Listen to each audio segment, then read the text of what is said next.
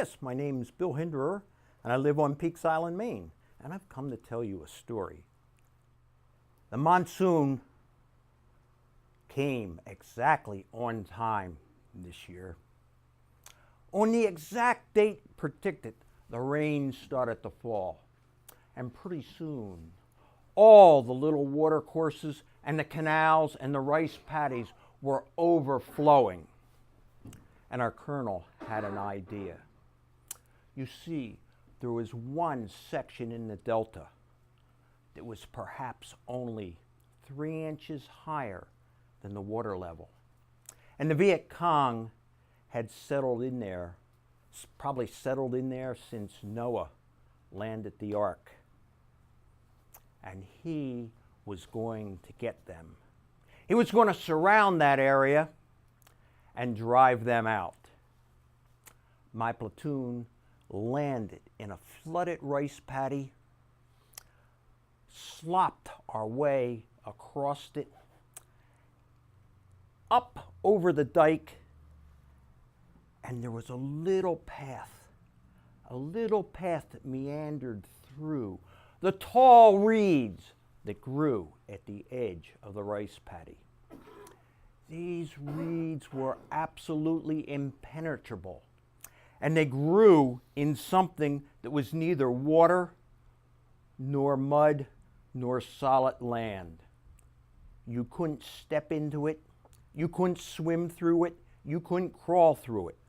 So we had to follow this little path that had grown up over the eons, one grain of sand and one grain of dirt at a time.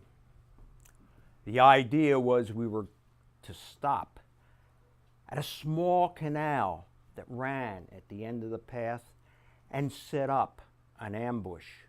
And we were to ambush any Viet Cong coming out of the Com Som secret zone.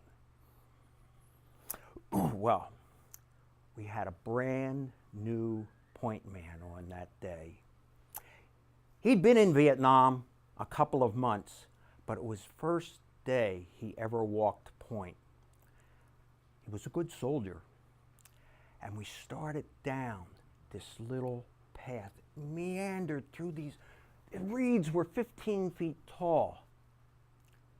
I, as the platoon leader, had stayed at the rear to set up a blocking position because I didn't want the Viet Cong to come in behind us and do what we were going to do to them. When I finally got the rear set in place and everybody understood what they were doing, I started down the path myself,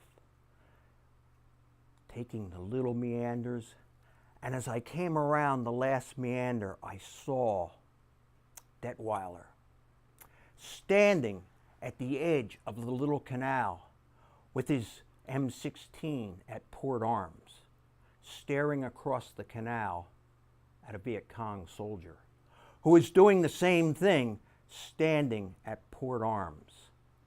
And as I finally came around the last turn, the Viet Cong soldier started to move his AK-47 slowly. And as I saw that, I stepped to the side a little bit and pulled the trigger.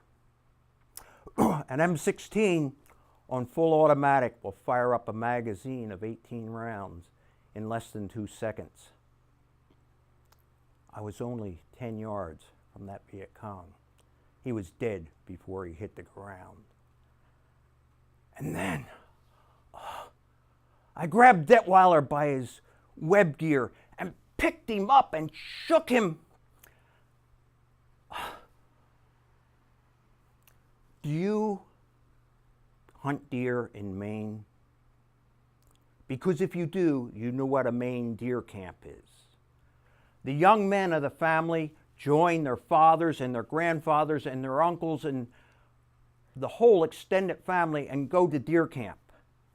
And the first time a young man gets to take a rifle and go out in the woods and hunt on his own, the first time he sees a deer, he does nothing.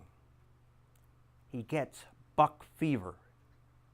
And he'll just stand there until the deer moves away. And of course, when he goes back and tells the rest of the male members of his family what happened, they'll laugh and they'll tease him and they'll kid him about buck fever. And it will never happen again. Well, I had Detweiler up by his web gear. I was shaking him. I was calling him names that I know his mother wouldn't want him called, and I know my mother wouldn't want me to know. And I put him back down on the ground,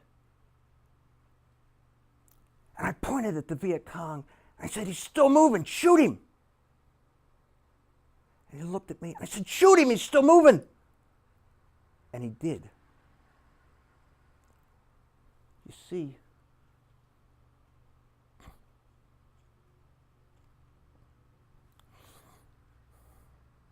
I, as a lieutenant, didn't see a 19-year-old kid suffering from buck fever. What I saw was a letter.